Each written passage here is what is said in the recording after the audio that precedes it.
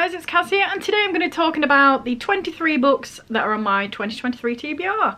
So with these I have a mixture of things I'm really excited about and things that I want to read, but I know if I don't put it on a list somewhere then I'm just not going to read it.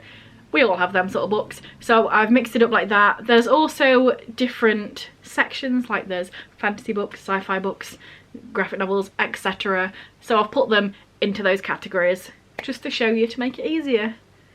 So yeah, these are all of the books, 23 books for 2023. So I'm going to start with non-fiction just because I put them here. So the first one is The Prison Doctor by Dr. Amanda Brown. I've had this for several years and it's pretty much what it says on the tin. It's like This Is Going to Hurt by Adam Kay, that sort of thing, but a doctor who works in a prison. So it's going to be talking about all the different things that happen when you're in a prison and you're a doctor and also a woman. So yeah, I'm sure it's going to be really interesting. Next I have Devil's Knot by Mara Leverett. This is true crime about the, what were they called? The West Memphis Three. Basically these three teenage boys that were they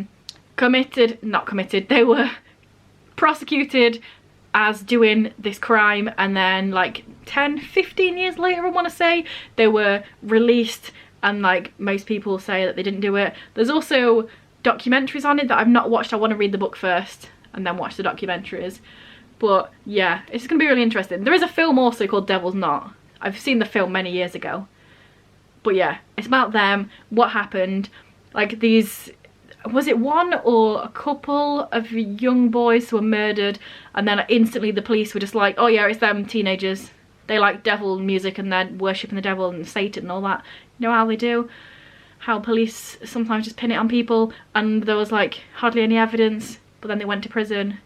And then even now I know that they had to all sign something to say they did it, but they'll be let out of prison, rather than the police saying we made a mistake and then have to give them millions of pounds, well, dollars of money in compensation.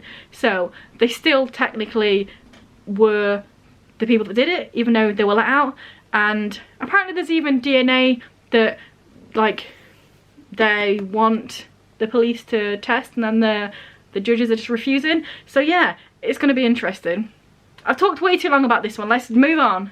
And finally in the non-fiction section I have South with Endurance, Shackleton's Antarctic Expedition 1914-17. The photographs of Frank Hurley. Frank Hurley was the captain of the Endurance ship and he took photos. And I have flicked through every single page of this, but I just want to like actually read it front to back. There are words in here, you can't tell. There you go, that's a page of words, it's too bright to see. But yeah, that one. Next section, horror, thriller, mystery, that sort of business. I've put them all into one because like, whatevs, it'll be alright.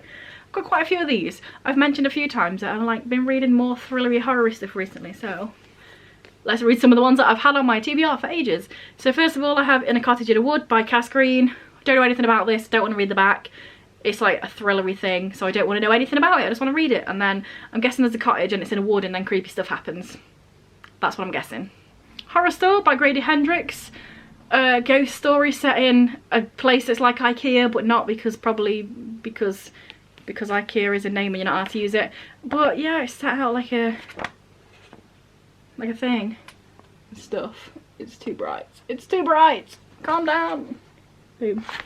Interesting to see what this is all about because I've been very intrigued for many years.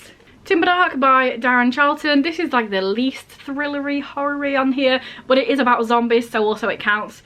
This is the second book. The first book is Wranglestone. It's a duology. It's about these people that live on a lake, so they can stay away from the zombies, but then the lake freezes and then the zombies can go across the lake and get to them, and then other stuff ensues. The first one was really good, so I'm looking forward to this one. Aftermath by Kelly Armstrong. I've had this on my TBR for several years, and like the whole time I've had it I've been really intrigued to read it, but I just still haven't got around to it, which is why it's on this, like I said at the beginning. I really want to read this book. It's basically about a school shooting, which sounds horrific, but yeah, I'm intrigued about what this is going to be like. So yeah. And then finally in this section I have Hannibal Rising by Thomas Harris. If you've been here for several years, you know that each year I've been putting one of these books on my TBR for that year. This is the fourth and final one. So yeah, Hannibal Lecter. He likes eating people and murdering and that. Next section is graphic novels. I only have 2 in here. I didn't want to fill it too much because that's just easy to just pick up and read a graphic novel. But first of all, I've got Saga Volume 10 because I'm just so excited about reading this. So obviously I need to put it on here. I didn't need to. It's going to be read. It's a great series. If you haven't heard of Saga, how? But also it's like Romeo and Juliet in space, but better. 2 people from warring nations that get together and fall in love and have a baby, and everyone wants to kill them basically. And the other one is Demon in the Wood by Lee Bardugo and Danny Pendergast, which is the Darkling's origin stories sort of thing. The Darkling as a teenager, what happened? I'll find out when I read this. Next up, and probably the most shocking for me, is a little section that I like to call historical. What? I don't read historical fiction, what is going on? But I have 2 books here. The first one is Obeyed by Kenneth Martin. This is historical because it was written in the early 50s. And it's a gay contemporary written by, the author was 16 in the 50s when it was still illegal to be gay, and he wrote this. He wrote this in like 6 weeks as a 16-year-old, so it's probably not going to be written the best, but I'm very intrigued. Imagine that. Imagine being 16 and writing a novel and then getting it published. So yeah, it's like, it's going to be gay contemporary, but from the 50s when it was still illegal, so we'll see what's going on. And then the other one in a historical is The Mercies by Kira Millwood Hargrave. This is set in 1617, so very much definitely historical. And it's on a Norwegian island, and then all the men die, and then the women take over and can do stuff. And then when men come back to the island, I believe, they're like, what? Why are women? How can they do stuff? And then also it's sapphic. That's what I know. I'm going to guess we're halfway through, so let's just head on over to a message from one of the Sponnies, and then I shall be back with the rest of the books.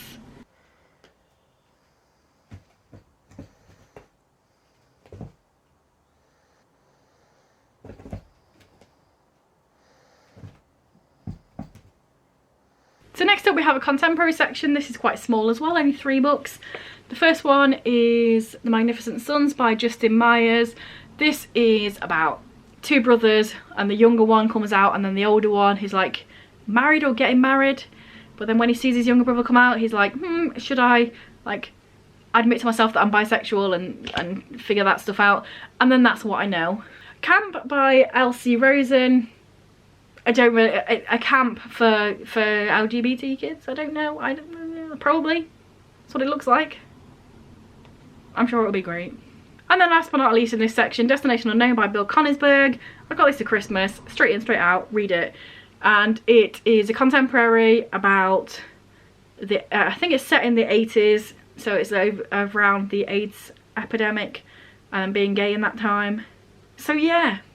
I don't know if it's going to be like harrowing and sad or if it's going to be uplifting. We shall see.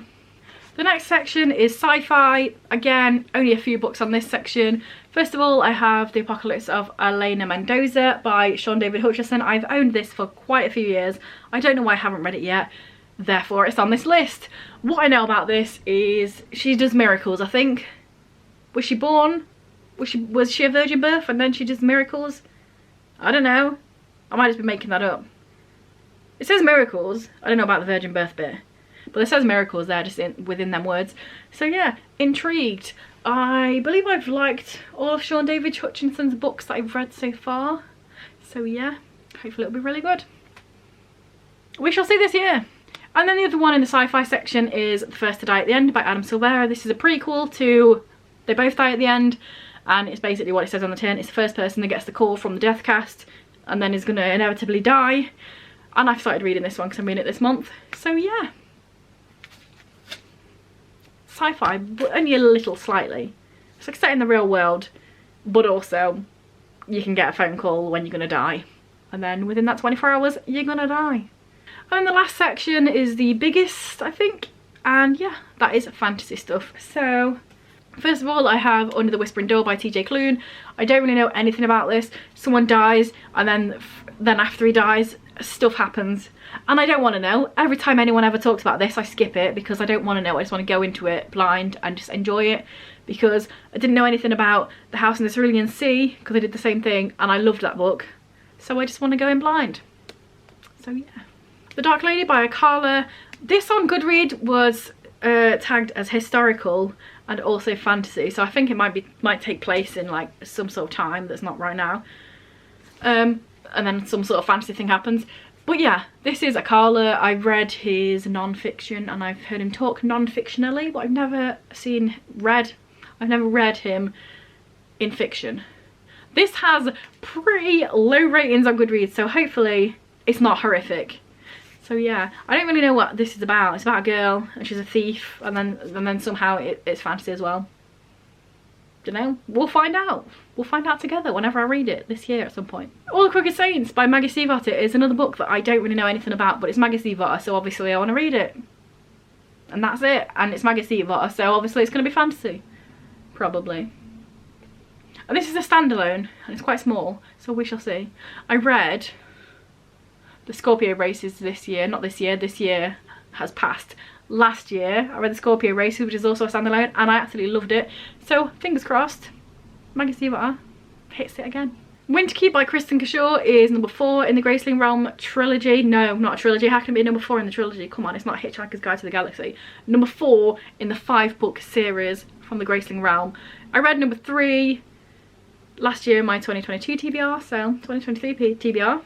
The next book in the series, like the Hannibal ones. It's how I roll. Hopefully it's going to be as good as that one because I really enjoyed it. And I don't know anything about this. I'm pretty sure this is going back to the other place though. Like Graceling existed, and then Fire was from back in the day but in a different part of the world, and then Bitter Blue was back in the Graceling place. And I feel like this one is back in the Fire world, but don't quote me on that because I might just be making that up.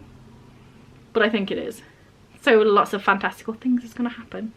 The Trials of Apollo, The Tyrant's Tomb by Rick Riordan. It has been way too long since I read whichever book was before this. The Maze one, probably. The Burning Maze, yes. It's been ages. I kind of forgot it existed.